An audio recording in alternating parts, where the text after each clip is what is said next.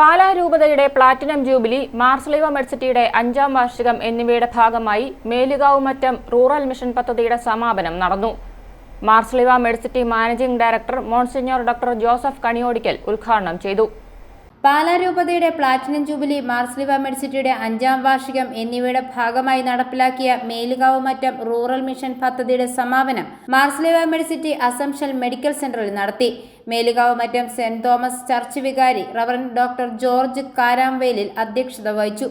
Marsleeva Medcity managing director monsignor doctor Joseph Kaniyodickal ഉദ്ഘാടനം ചെയ്തു. ഗ്രാമീണ മേഖലയിലെ ജനങ്ങൾക്ക് പ്രയോജനപ്പെടുന്ന കൂടുതൽ പദ്ധതികൾ നടത്താൻ മാർസ്ലീവ മെഡ്സിറ്റി പ്രതിജ്ഞാബദ്ധരാണെന്നും അദ്ദേഹം പറഞ്ഞു.